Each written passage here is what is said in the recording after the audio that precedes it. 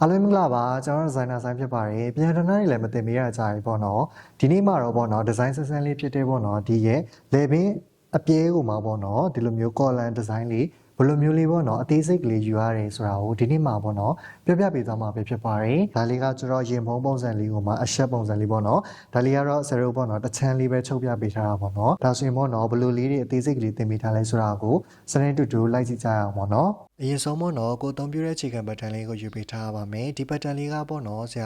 ာဒီပြန်ထနာတင်မှုတော့ပေါ့နော်ဒီအခြေခံဘတ်တန်လေးကိုတင်ပေးပူထားပါတယ်ဆရာဝေါ်ထဲမှာသွားကြည့်လို့ရတယ်ပေါ့နော်အရင်ဆုံးဆရာတို့ရှေ့ချမ်းကိုရင်ဖုံးချမ်းလေးဆက်မယ်ပေါ့နော်အဲ့တော့ဆရာအရင်ဆုံးစက်ကူပိုလေးကိုဒီစင်တာလိုင်းပေါ့နော်အလဲမြင့်ကနေပြီးဘေးကိုဆက်လိုက်ပါမယ်နော်ပြီးရင်တော့ပေါ့နော်ဆရာတို့အလယ်မြင့်ကနေအပြင်ဘက်ကို8စင်တီမီတာပေါ့နော်လက်မနဲ့ဆိုရင်တော့3လက်မနဲ့6စိတ်ဆိုပြီးတော့အပြင်ဘက်ကိုထွက်ပြီးမှတ်ပေးရပါမယ်ပြီးလို့ရှိရင်တော့ပေါ့နော်ဆရာတို့ကဒီမှာဆိုရင်ရင်ထိတ်မြင် BB point ကနေပြီးတော့အပြင်ဘက်ကိုအမတ်ကလေးတစ်မှတ်မှတ်လိုက်မယ်အဲ့ဒီပေါ့နော်အဲ့ဒါပြီးရင်8စင်တီမီတာထပ်ထွက်မယ်ပေါ့နော်လက်မနဲ့ဆိုရင်တော့3လက်မနဲ့6စိတ်ဖြစ်ပါတယ်အဲ့ဒီအမတ်ကနေပြီးတော့ဆရာတို့အောက်ကိုဘယ်လောက်ထပ်ဆင်းမလဲဆိုရင်တော့ပေါ့နော်3စင်တီမီတာပေါ့နော်လက်မနဲ့ဆိုလို့ရှိရင်တော့ဆရာတို့တစ်လက်မနဲ့2စိတ်ဝင်ကျင်လောက်ရှိမှာဖြစ်ပါတယ်အဲ့လောက်ကလေးဆင်းလိုက်မယ်ပေါ့နော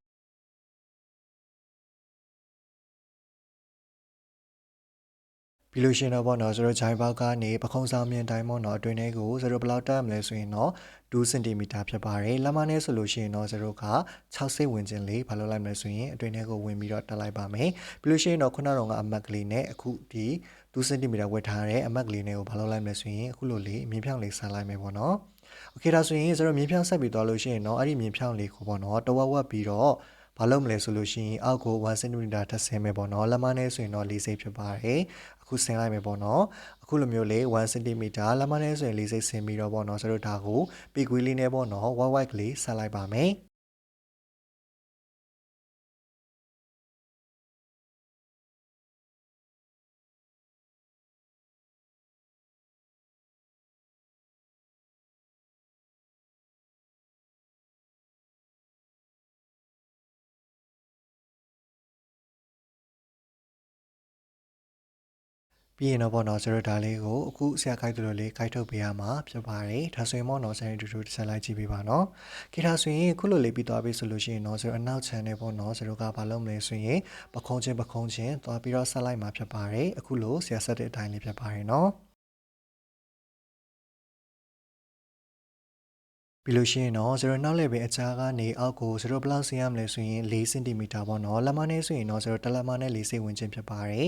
်ပြီးရင်တော့ခုနကတော့0အရှိချမ်းနဲ့ဆက်ထားတဲ့အမှတ်ကနေပြီးတော့ခုလိုမျိုးလေးပေါ့နော်နောက်လည်းပဲအချားလေးကို white white ကလေးခုလိုဆက်လိုက်ရမှာဖြစ်ပါတယ်နော်ပြီးလို့ရှိရင်တော့0ရှေ့ချန်နယ်နောက်ချန်ကိုပေါ့နော်ဘာလုပ်မလဲဆိုရင်အခုလိုလေးပခုံးလေးပြတ်ဆက်ပြီးတော့တိတ်ကလေးကတ်ထားမယ်ပေါ့နော်0ကော်လန် white border ပေါ့နော်ဒီအောက်ကပေါ့နော်စက်ကူဘူလေးကိုလည်းဒီချိုင်းမှာအခုလိုလေးဆက်ထားပါမယ်ပြီးလို့ရှိရင်တော့0အဲ့ဒီကခုနကတော့4စင်တီမီတာဆင်ထားတဲ့အားကနေပြီးတော့အောက်ကို8စင်တီမီတာပေါ့နော်လက်မနဲ့ဆိုရင်တော့3လက်မနဲ့6စိတ်လောက်ပေါ့နော်ဘာလုပ်လိုက်မလဲဆိုရင်ထပ်ဆင်လိုက်ပါမယ်ပြီးလို့ရှိရင်တော့ပေါ့နော်ဆိုတော့ရှင်းနေနောက်နဲ့ဆက်ထားတဲ့ပေါ့နော်ပခုံးဆက်ကနေလေအောက်ကိုဆိုတော့ကဘာလောက်ယူမလဲဆိုရင်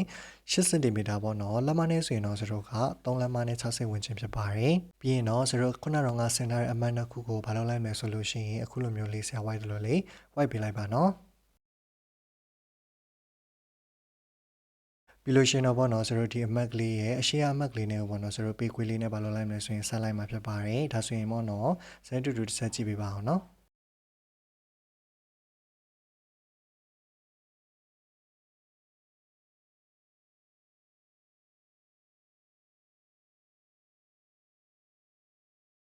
ဒါဆိုလို့ရှိရင်တော့ပေါ့နော်ဆိုတော့ခုနကတော့ငါ8စင်တီမီတာဆင်ထားတဲ့အမတ်ကနေအောက်ကို4စင်တီမီတာပေါ့နော်လက်မနဲ့ဆိုလို့ရှိရင်တော့ဆိုတော့တလက်မနဲ့4စိတ်ဝင်ချင်လာပေါ့နော်ဘာလို့လိုက်မလဲဆိုရင်ဆင်လိုက်ပါမယ်အခုလိုမျိုးလေးပေါ့နော်ဟုတ်ပြီနော်ခုနကတော့ငါပေါ့နော်ဆရာပြောသွားတယ်ပေါ့နော်8စင်တီမီတာ3လက်မနဲ့6စိတ်ကိုဆိုတော့ပေါ့နော်3လက်မလောက်ပဲယူလဲရတယ်ပေါ့နော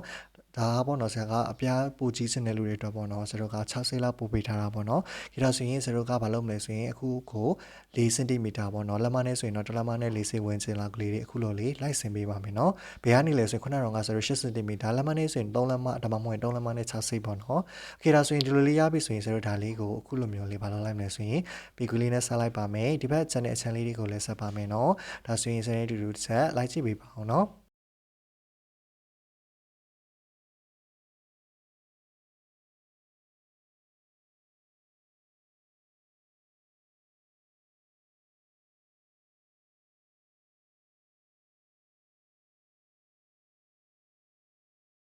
ပြီးလို့ရှိရင်တော့0ကားပေါ့နော်ဒီပခုံးဆက်ကနေအောက်ကိုမြင်ဖြောင်းလေးတစ်ချောင်းဆွဲချလိုက်ပါမယ်ပြီးလို့ရှိရင်တော့ပေါ့နော်0ကားဘာလုပ်လိုက်မလဲဆိုရင်ခုနကတော့ငါပေါ့နော်0က8 cm ဆင်ထားတဲ့ဥစ္စာလေးကိုတွားတိုင်းမယ်ပေါ့နော်ဘယ်ထိလဲဆိုရင်ပခုံးဆက်တိကိုတိုင်းလိုက်ပါမယ်အခုလိုမျိုးလေးပေါ့နော်အဲ့ဒီကပေါ့နော်0တိုင်းလို့ရလာတဲ့အဖြေကိုအဲ့ဒီကနေပြီးတော့0 4 cm ဆင်ထားတဲ့ပေါ့နော်ဒီအဝိုက်အကြီးလေးရှိရတွေ့လားနော်အဲ့ဒီမှာလာပြီးတော့ဒီအပေါ်ကအဝိုက်ပမာဏလေးရှိတဲ့အတိုင်းလေးပေါ့နော်အောက်မှာလာပြီးတော့ map လိုက်မယ်ပေါ့နော်ခုလိုလေးမှတ်ပြီးသွားပြီဆိုလို့ရှိရင်တော့0ကဒီ map ကလေးနဲ့အခုဆရာဆွဲသလိုလေးနောက်စားတဲ့ပုံစံလေးပေါ့နော်ဆွဲပေးလိုက်ရမှာဖြစ်ပါတယ်။ခေတာဆွဲမောနော်0ကအနောက်ချမ်းလေးလှုပ်သလိုမျိုးပဲပေါ့နော်အရှိချမ်းကိုလေ0ဒီအပေါ်အဝိုက်သေးလေးကိုအရင်ဆုံးတိုင်းလိုက်ပါမယ်။အဲ့ဒီတိုင်းလို့ရလာတဲ့ပမာဏကိုအဝိုက်အကြီးမှလည်းဘာလုပ်လိုက်မလဲဆိုရင်သွားပြီးတော့မှတ်မယ်ပေါ့နော်။မှတ်ပြီးတော့0ကဘာလုပ်လိုက်မလဲဆိုရင်ခုနကတော့ငါအနောက်ချမ်းဆွဲသလိုမျိုးလေးပဲထောက်ကလေးသွားဆွဲလိုက်မှာဖြစ်ပါတယ်။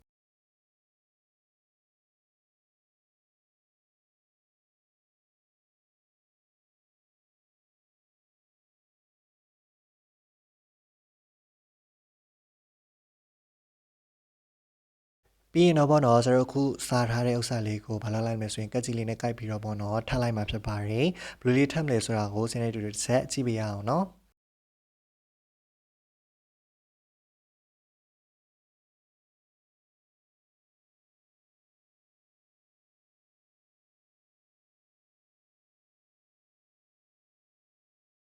ခုလိုလေးပေါ့နော်ဆိုတော့ထပ်လဲထပ်ပြီးပြီးဆိုရင်အခုမညီတာလေးတွေကိုပေါ့နော်ဖြည့်ပြီးတော့ဆွဲပေးရမှာဖြစ်ပါတယ်အဲ့တော့ပေါ့နော်ဆိုတော့အောက်က white ကိုလည်းဆက်သလိုပဲအပေါ်က white ကလေးကိုလည်းပေါ့နော်ဆက်လိုက်ပါနော်ပြီးလို့ရှိရင်တော့ဆိုတော့ကဘာလုပ်မလဲဆိုရင်အခုလိုမျိုးလေးစက်ကူပိုးလေးတိုင်းလိုက်ပါမယ်ယူပြီးတော့ပေါ့နော်ဆိုတော့အခုဆွဲထားတဲ့ပေါ့နော်ဘာလဲဆိုရင် column လေးကိုဒါလေးကိုပေါ့နော်ဆိုတော့လိမ့်မင်းလေးနဲ့ပေါ့နော်ပပတ်လေးလေးကူးလိုက်မှာဖြစ်ပါတယ်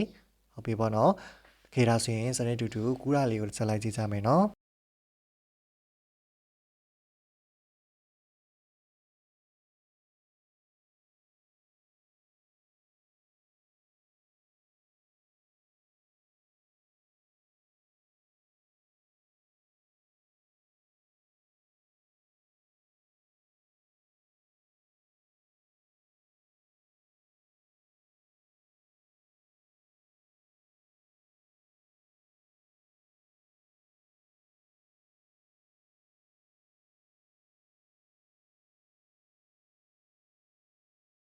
ခုလိုမျိုးလေးပပတ်လဲလေးကူပြီးသွားရင်တော့ဆိုတော့ဒီပခုံးဆက်ကလေးကိုလည်းကူဖို့မမေ့ပါနဲ့နော်ခေတာဆိုရင်ဆိုတော့ဒါလေးကိုကတ်ကြီးလေးနဲ့ကူထားတာလေးကိုကိုက်ထောက်လိုက်မှာဖြစ်ပါတယ်ခေပေါ့နော်ဒီနေ့တင်ပေးသွားတဲ့ဒီ column လေးကိုပေါ့နော်အားလုံးပဲရကြလိမ့်မယ်လို့မျှော်လင့်ပါတယ်ဒါလေးကိုပေါ့နော်လိုက်လေချုပ်ကြည့်ပါနော်အရန်လဲလာပါတယ်ဆရာပေါ့နော်ဒါပိတ်စားတွေဘာတွေတော့မကိုက်ပြတော့ဘူးပေါ့နော်ဘာလို့လဲဆိုတော့ဒါလေးကလေအရန်လဲလွယ်တယ်ပေါ့နော်ခေတာဆိုရင်ဇက်ဒီနေ့တင်ပေးသွားတာကိုအားလုံးပဲရကြလိမ့်မယ်လို့စနေနေမျှော်လင့်ပါတယ်ဒါဆိုရင်ဒါလေးကိုအခုဒီလိုလေးတင်လိုက်မယ်ပေါ့နော်ခေတာဆိုရင်ဒီနေ့ဗီဒီယိုကတော့ဒီလောက်ပါပဲเนาะအခုလိုမျိုးပေါ့နော်အစုံနေ့ကြည့်ရှုပေးတဲ့အတွက်အားလုံးကိုကျေးဇူးတင်ပါတယ်ဒီနေ့သင်ပေးသွားတဲ့ဒီ color design လေးကိုပေါ့နော်အားလုံးပဲရကြလိမ့်မယ်လို့ဆရာအနေနဲ့မျှော်လင့်ပါတယ်အခုလိုမျိုးပြန်တန်းလေးတွေကိုသဘောကျရဲဆိုလို့ရှိရင် like and share လုပ်သွားဖို့မင်းနဲ့ပေါ့နော်ဘာလေးတွေသိချင်သေးလဲဆိုတာကိုလည်း comment မှာမှတ်သွားပေးလို့ရပါတယ်ဒီနေ့သင်ပေးသွားတာကိုအားလုံးပဲနားလည်သဘောပေါက်လိမ့်မယ်လို့လည်းမျှော်လင့်ပါတယ်အားလုံးပဲအစုံနေ့ကြည့်ရှုပေးတဲ့အတွက်ကျေးဇူးအများကြီးတင်ပါတယ်